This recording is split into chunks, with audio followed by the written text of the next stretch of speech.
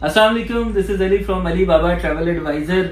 शकील भाई आए हुए हैं हमारे पास। शकील भाई का एक इम्पोर्टेंट केस था हमारे पास यूके का, और थोड़ा सा ट्रिकी था क्योंकि उसमें कुछ डिटेल्स के हवाले से काफी मसले मसाइल थे, लेकिन वो उसको कैसे किया गया, क्या मामला किए गए। बहरहाल इनका वीजा जो है वो ग्रांट हो गया है। शकील भाई का वीजा ये अभी पासपोर्ट कलेक्ट करके सीधा यहाँ पे आए हैं। इनके दोस्त हाफिज शराज साहब ये स्पेशली कराची से आए हुए हैं। काफी सारे लोग इनको भी जो है वो जानते होंगे, हाफिज साहब को, और ये दोस्त हैं। और मैंने कहा आप भी वीडियो में आए ताकि आपको भी देखेंगे, जो इनके भी जो जानने वाले हैं वो भी इनको देखेंगे। ये हमारे पास आए हुए हैं। अच्छा, शकील भाई का वीजा जो है वो यूके का लगकर आया है। इससे पहले इनकी ट्रैवल हिस्ट्री थी, और लेकिन पहले के मामला डेफिनेटली और थे, लेकिन अब के मामला इनका बिल्कुल और थे। और उन्हीं मामला की वजह से केस जो है वो थोड़ा सा ट्रिकी हो गया था कि पहले जो एप्लीकेशन वगैरह की गई थी उसमें एक डिफरेंट प्रोफाइल जो है वो शेयर की गई थी। अभी जो नई एप्लीकेशन थी उसमें डिफरेंट प्रोफाइल थी। उसके ऊपर थोड़ा सा फील हो रहा था कि ये रिस्की है काम, लेकिन वीजा अप्लाई फिर भी कर दिया गया। और किया भी कितनी देर का गया, 2 साल का वीजा अप्लाई कर दिया। रिस्क कम भी नहीं लिया गया, ज्यादा रिस्क लिया गया, ज्यादा पैसों पे रिस्क लिया गया कि 6 महीने की फीस आपको पता 45-50 हजार है, और 2 साल की फीस तकरीबन 1,80,000-90,000 के आसपास है। तो शकील भाई का वीजा जो है वो माशाल्लाह ग्रांट हो गया। शकील भाई से बात भी करेंगे और इनसे पूछेंगे एक तो सर्विस कैसी लगी, इस्लामाबाद ऑफिस में आके कैसा फील होता है। और यहाँ पे अब हम चूंकि आ चुके हैं और मरकज में है, G11 मरकज में यहाँ पे और सर्विसेज दे रहे हैं, क्योंकि ये यहाँ पे पहले से मौजूद होते हैं रावलपिंडी इस्लामाबाद में, तो ये ज्यादा बेहतर तरीके से बता सकते हैं कि यहाँ पे क्या रुझान चलता है लोगों का, और कंसल्टेंसी फीसेस वगैरह क्या चलती हैं यहाँ पे यूके की या कनाडा की या अमेरिका की। क्योंकि काफी ज्यादा फीस सुनने में आई है, बहुत सारे कंसल्टेंट और बहुत ज्यादा फीस वगैरह चार्ज करते हैं, तो उनके क्या मामला आता है। शकील भाई से बात करेंगे। शकील भाई कैसे हैं आप? अच्छा शकील भाई, आपने रिस्क क्यों लिया, 6 महीने का क्यों नहीं अप्लाई किया? मुझे यकीन था जी, पहले तो अपने आप पे फिर अपने कंसल्टेंट पे। अच्छा, तो आप जो है वो पहले होकर आए थे वहां पे, कितना टाइम वहां पे रुके थे? पहले मैं 20-21 दिन रुका था। अच्छा, 21 दिन का मेरा स्टे है। ठीक है। अभी जो है वो आपने कोई यूके के हिसाब से डॉक्यूमेंट्स प्रिपेयर किए थे? जी, यूके के हिसाब से ही थे। अपने जैसे बैंक स्टेटमेंट चलाई जाती है, जी जी, उस तरह मेंटेन करके मैं आया था। उस तरह मेंटेन करके आया था। लेकिन आप अभी आप जब ये वीजा लेकर आए तो आपने मुझे कहा मुझे तो 1% भी चांस नहीं लग रहा था कि वीजा नहीं लगेगा। आने तक बिल्कुल नहीं था। जब आपसे मिला हूँ, मेरा जो लेटर तैयार हुआ, तो मुझे उस वक्त पता चला कि यार ये तो इस तरह होता है, और ये उस वक्त यकीन था कि अब कुछ ना कुछ हमारा हाथ इंशाल्लाह निकलेगा। अच्छा, तो पहले तो आप खैर यूके के अलावा और आपके कहाँ कहाँ की ट्रैवल हिस्ट्री है? पहले मेरी दुबई की है, बहरीन की है और सऊदीया की है। दुबई, बहरीन, सऊदीया, ये तीनों ममालिक जो है वो गल्फ के कंट्रीज हैं, अरब ममालिक हैं। उसके अलावा कभी आप शेंजन नहीं गए, टर्की नहीं गए, जापान नहीं गए, साउथ कोरिया नहीं गए, जहाँ लोग ट्रैवल हिस्ट्री बनाने जाते हैं, मलेशिया, थाईलैंड, सिंगापुर, कहीं पे भी नहीं गए? कहीं भी नहीं गए।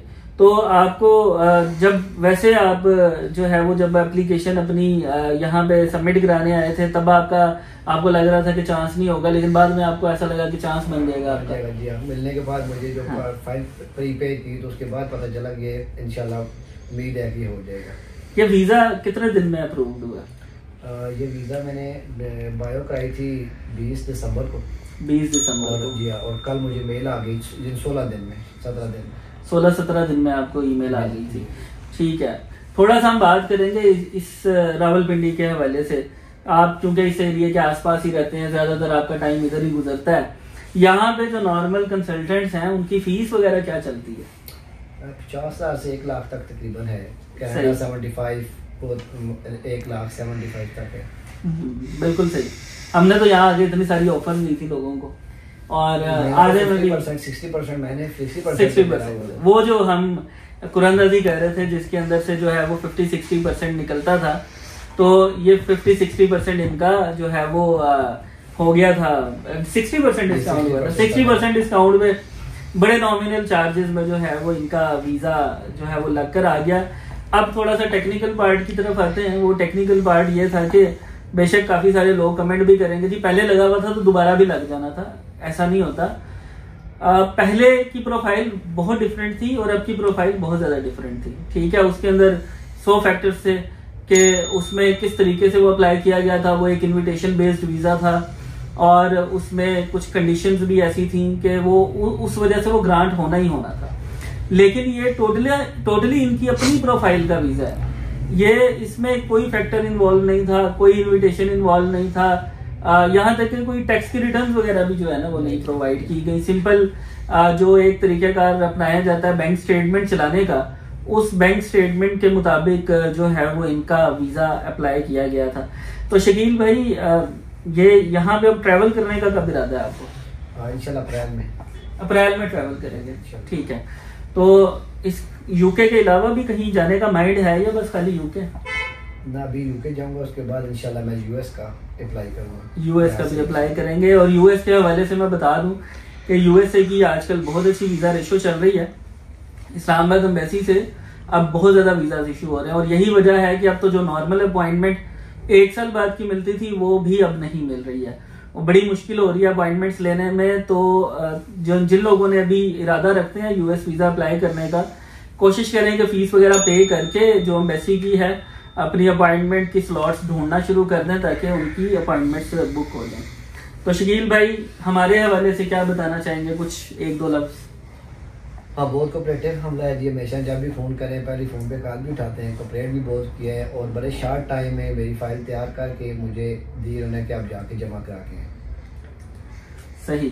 तो ये शकील भाई थे, इनका ये यूके का वीज़ा ग्रांट हुआ है और जो इस्लामाबाद में वीज़ास लग रहे हैं ना उसकी खुशी में मुझे बहुत ज़्यादा है। ये नहीं कहूँगा कि लाहौर की खुशी नहीं है, लाहौर में भी बहुत ज़्यादा खुशी होती है अगर कोई वीज़ा जो है वो लग जाता था। लेकिन यहाँ पे इस्लामाबाद में ख़ास तौर पे डेली बेसिस पे सक्सेस जो है वो हमारी आ रही है, डेली बेसिस पे आ रहे हैं हमारे साथ। वैसे राजा साहब भी मौजूद हैं, तो राजा साहब काफ़ी फेमस हो गए हैं। मुझे अक्सर लोगों के मैसेज आ रहे होते हैं ये राजा साहब का स्पेन हो गया, यूके हो गया, ऑस्ट्रेलिया हो गया।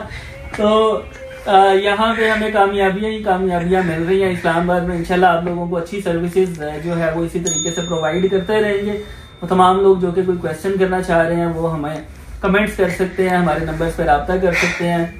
बहुत शुक्रिया, खुदा हाफिज़।